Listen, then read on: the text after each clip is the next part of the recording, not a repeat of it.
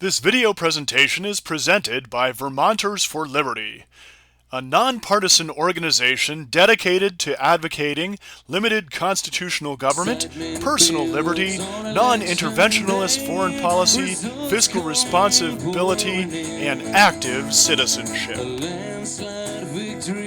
In mid-August 2013, Vermonters for Liberty held a 3-day open gathering at Magic Mountain Ski Resort in Londonderry, Vermont. The event was called the Freedom and Unity Festival. To spread his might and shed his light on darkness overcome. And the people cry from coast to coast. Here are just a few images of the event. For the night grows long and our victory song has lost its melody.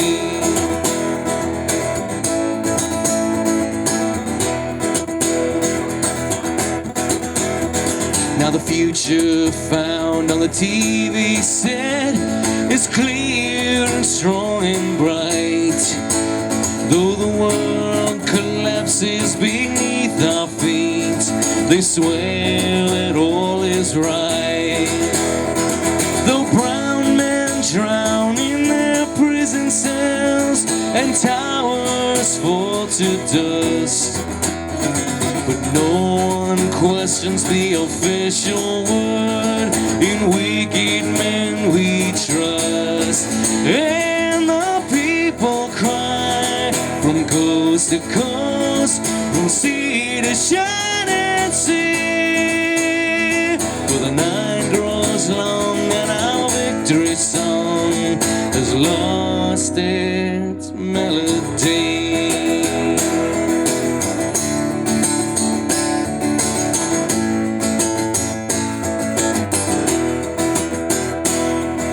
And I won't stand in yesterday.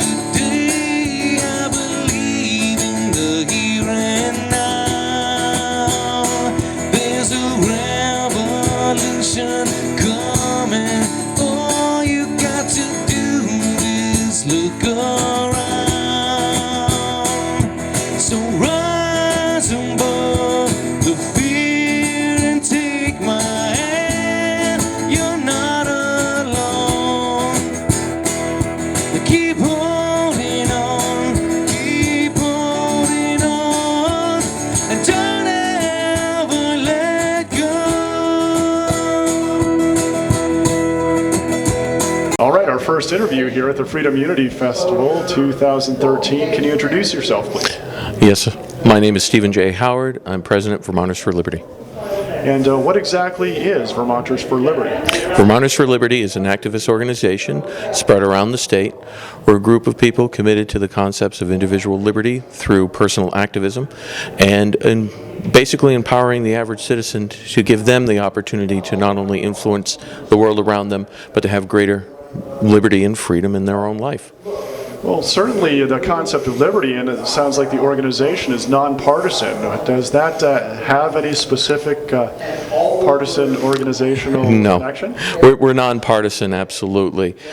Basically, the way we look at it is that, again, citizenship requires not only information, but sharing and listening. We're a nonpartisan organization in the fact that we're not Democrats, we're not Republicans, we're Vermonters, trying to seek out answers through our communities and resolve those issues that we're confronted with. In essence, though, we recognize that the political process has a role to play in our communities presently. Also, individual activism, involvement in our communities, self-empowerment is just as important, if not more so.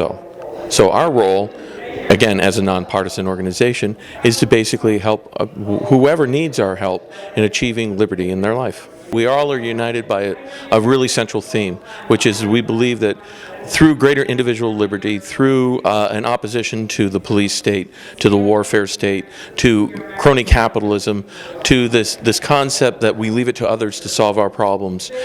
Basically, we're united in our opposition to this statist paradigm that says nothing good can happen except through government involvement. That's the unity in our festival. Our freedom is the different paths, methods, and ways in which we achieve liberty in our lifetime, how we fight against those things that we're opposed and support the things that we feel are central to our lives.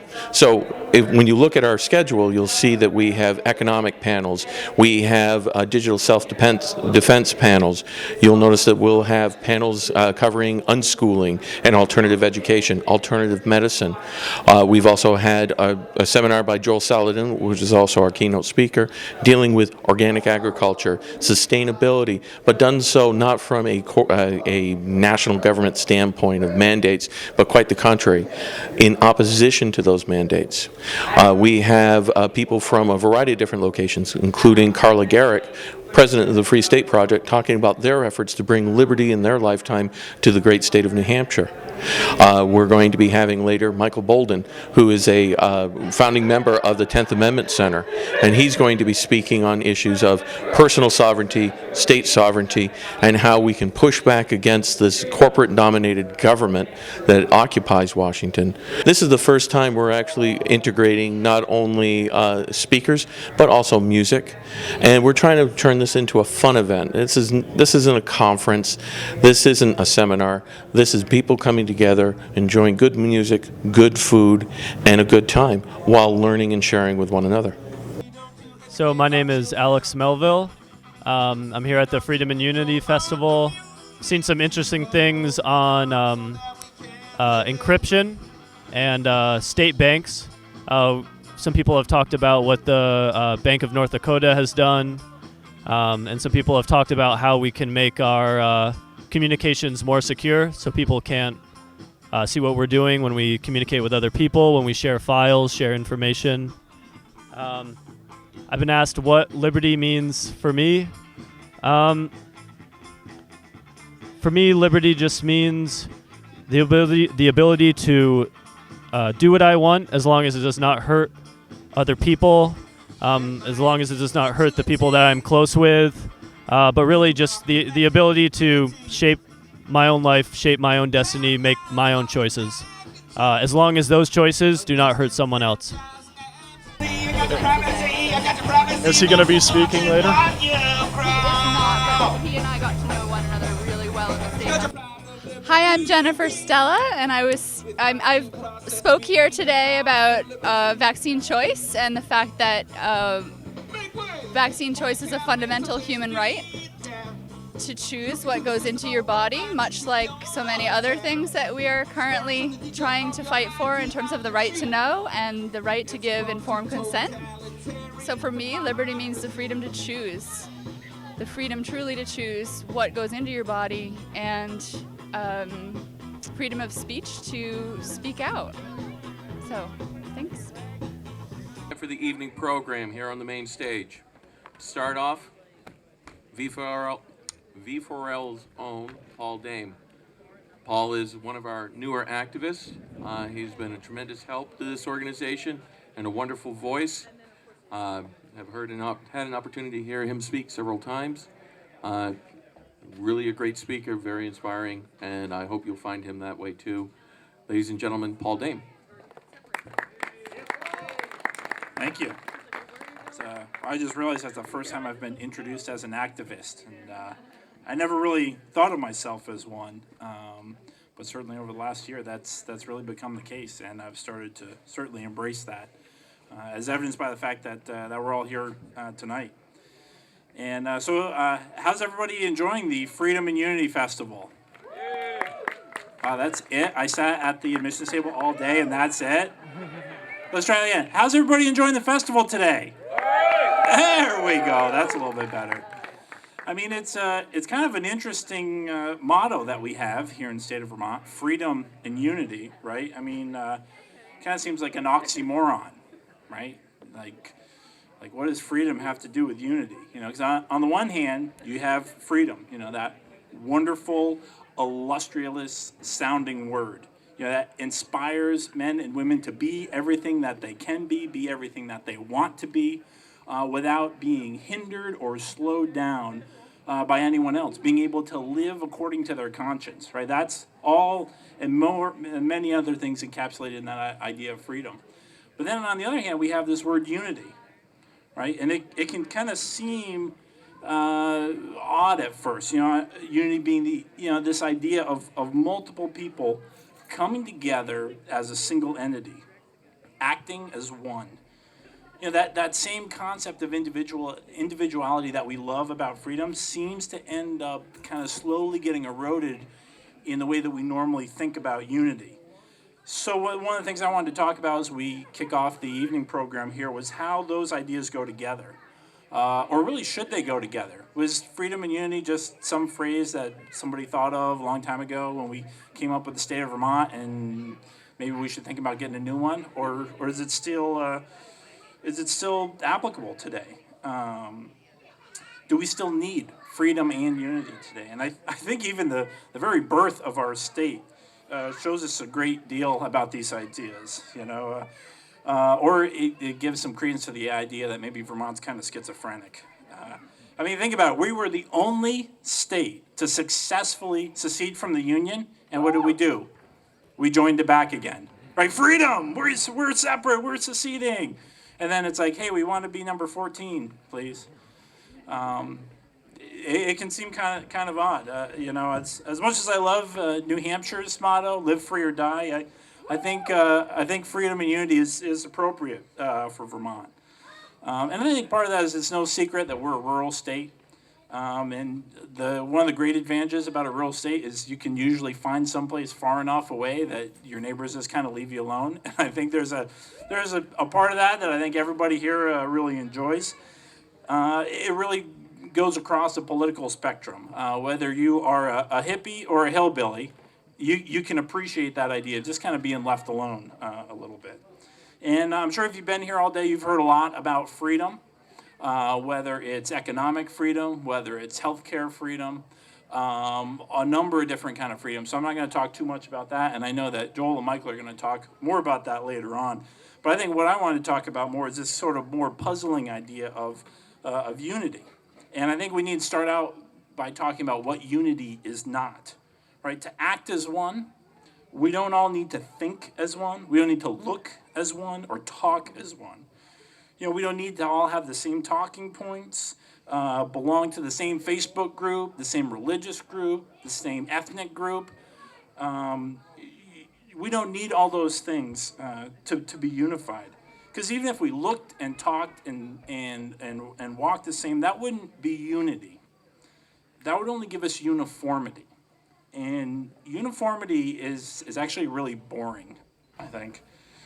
Communism is great at creating uniformity, right? Because it's an outward condition that is easily monitored and easy to find. It's easy to find something different, eliminate it, marginalize it, ignore it. Uniformity is simple, and unity is something that's much more elusive. So you kind of have to ask yourself, all right, Paul, well, if we all want to be individuals, we all want to be free, then how do we really become unified? It doesn't really make sense. If we don't get unity from listening to the same talk radio or reading the same newspaper or listening to the same voices, how do we get unified? What is there to be unified about? And the answer, which is much harder to find and implement, is actually pretty simple. We need to demonstrate our unity around freedom. What else? Is there anything else in the world that every single one of us here could agree on? Other than the fact that you and I ought to both be able to live our lives in a way that is in line with our own conscience, right? That's the problem with democracy, really. That 51% of the people get to decide how the other 49% live. So we're not all going to be unified around the same ideas of what messages our culture should embrace, or our country or our people should be embraced. But we can be unified around that idea that everybody has the right to get their own message out. If it's a good one, it's going to catch on, right? If it's a stupid idea, it won't. Isn't that what freedom's about? Letting each person or idea or business be able to thrive or perish based on its own merits, and not at the imposition or the threat of somebody else. But the problem we have is we do a terrible job of protecting freedoms that other people hold dear. Earlier this year, I had the privilege to speak at a Second Amendment rally in Montpelier, and it was great to see hundreds of people who turn out to protect those rights that they hold dear. And I staunchly support those rights, even though I have never chosen to exercise it. I still don't own a firearm, but I think it's important to protect the rights of people who do. Some of you heard today from the Vermont Coalition for Vaccine Choice. Personally, I'm not a doctor. I haven't studied a lot about that issue. I don't know if I'm, what we're going to do in that regard. But I do know that it's important to protect that right for somebody else, because we don't need to be unified in the way that we exercise our rights, but we do need to be unified in the fact that we protect others' rights. Because if we want our own rights to be protected, we need the help of others to do it. If you can't protect your life with a firearm, what good is your health? If you can't protect your health from some adverse medical treatment, what good is your firearm? There are so many freedoms when we hold on to one and ignore the others becomes absolutely pointless and useless. I mean, if you can't grow your own food on your own property to eat in your own home, what good is it?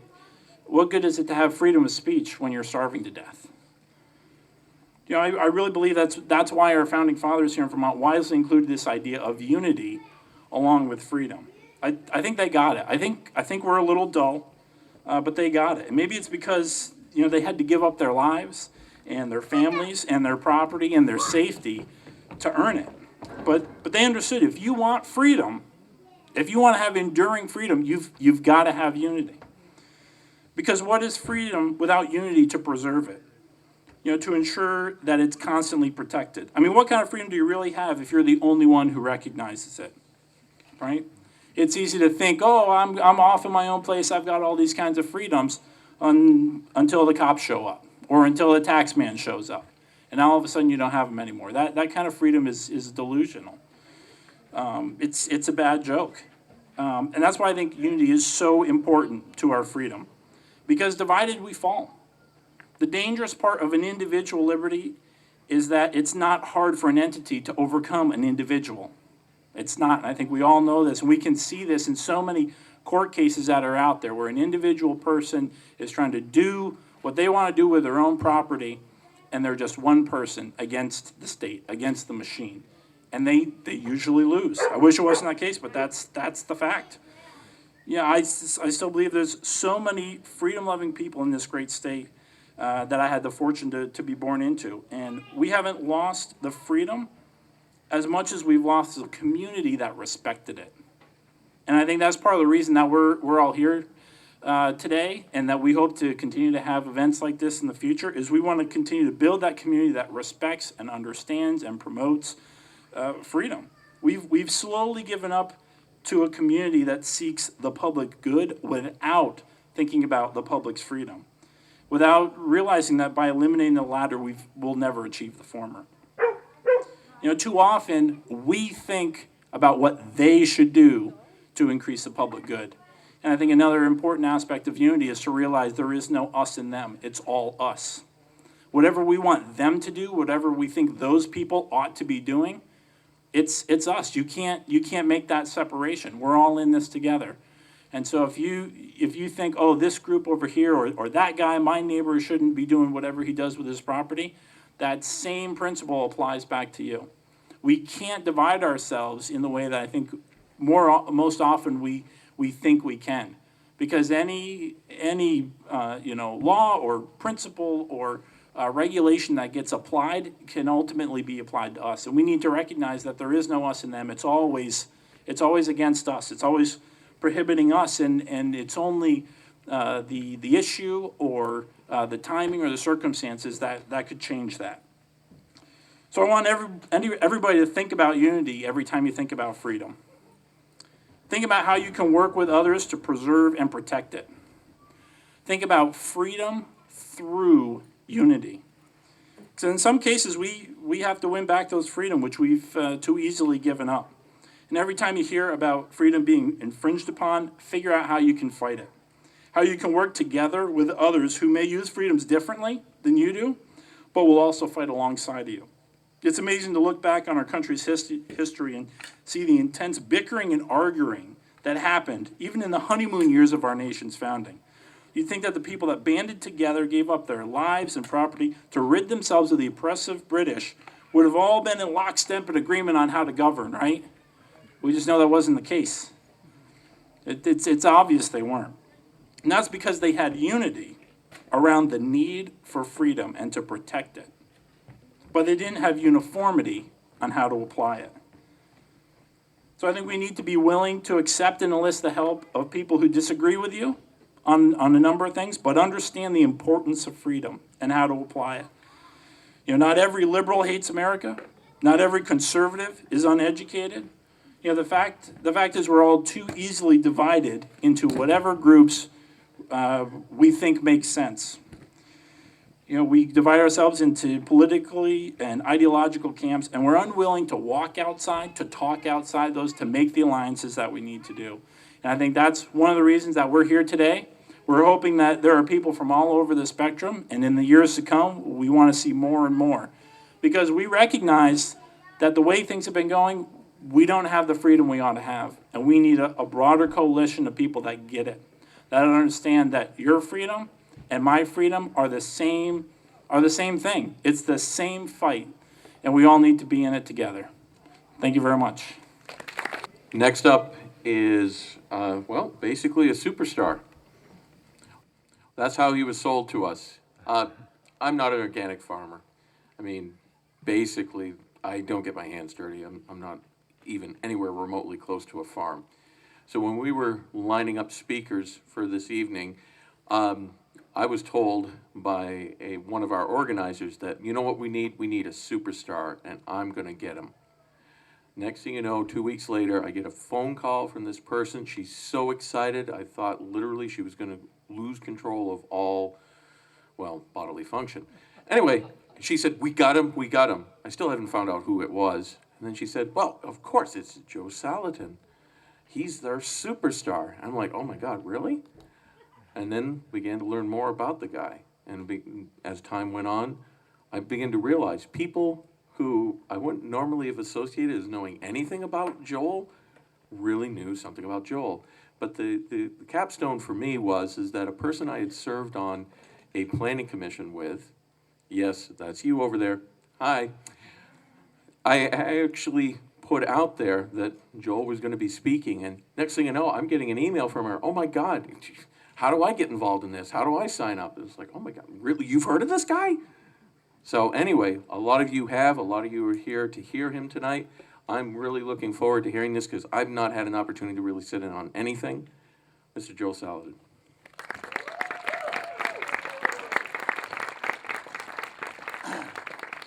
Well, thank you. It's really super to be here and to be here in the great state of Vermont with you all today. And we appreciate all of you coming out, and it's a real privilege to be with you. I'm going to talk, I've been asked to talk a little bit about the consumer side and the producer side. So I'm going to start by creating a little bit of a context here for where we are. You know, our culture was started kind of in the bath of an agrarian economy where the centerpiece of the culture was farms. And if you go to visit Williamsburg or Plymouth Rock or any of these living history museums, what you see there is an extremely integrated economy, where people lived over their shops or in their shops, and they did their shoemaking or their leather making or whatever, right where they lived, and people, lived where they worked, and the community, the village economy was at a highly sophisticated, integrated system. And on farms, you had candle making and basket making and all sorts of manufacturing. At Monticello, Thomas Jefferson had his famous nailery, which was a commercial, nail making place. He had a joinery and the industry of the economy occurred on farms. As this gradually morphed into the industrial economy, what we saw was a separation of these industries as cheap energy and and a fundamentally segregated view toward economic enterprises began to invade the culture, to where we were able to build shoemakers and leather workers and manufacturers of items that we wanted to buy, where those manufacturing items could be so large that they were no longer dependent on the resources of a community. You know, when all the resources for Thomas Jefferson's nailery had to come in on ox cart, you know, iron ingots to make nails that could only be so large. Suddenly, with cheap energy, locomotives, and transportation, we were able now to build factories, to build industrial capacity in locations and at a scale that completely overran the environmental resource base upon which it was supported. This created, of course, a segregated, specialized economy where the factories are over here, people lived over here, the fast food joints were over here, entertainment was over here, the schools were over here, and fundamentally we developed a segregated economy rather than an integrated economy. During this period of time, the backlash against the pollution, the worker abuse, the lack of integrity of these large industrial, non-community-based factory-type industrial scale facilities came under scrutiny of journalism and the culture, and we began, especially in food and farming in 1906 with Upton Sinclair's The Jungle, enacting the Food Safety and Inspection Service with, you know, Teddy Roosevelt, the communist, and we began enacting rules and regulations to govern these large-scale industries that had outgrown community-based accountability and responsibility. Here we are in 2013, where this pendulum is beginning to swing back with the development of the information economy, the regenerative economy, and where everything is becoming, as Kevin Kelly, the founder of Wired magazine and editor in his book, New Rules for the New Economy, everything's becoming restructured, miniaturized, and downsized. You know, the 120-pound secretary has been replaced by a 4-ounce mail router. You know, the newspaper office has been downsized to a person with a laptop and a smartphone. For journalism, the average, Hollywood production company 50 years ago was 2,000 people. Today, it's 10. So we see this complete breakup as we begin to downsize and miniaturize. And the same thing is happening economically as people begin realizing, I'm not sure I want to trust my food system to Taco Bell and Monsanto. Maybe I should trust my food integrity to the farmer down the road and Aunt Matilda, who's a great cook and makes sweet pickles in her kitchen. Maybe that's a better food system.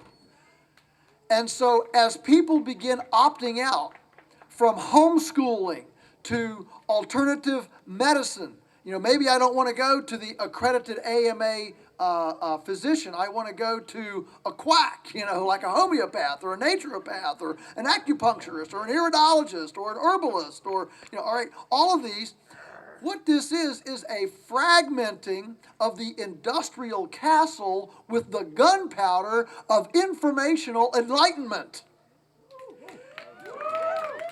And that's creating a demand for a newly downsized, restructured, miniaturized, information-based, small-scale, integrated economy.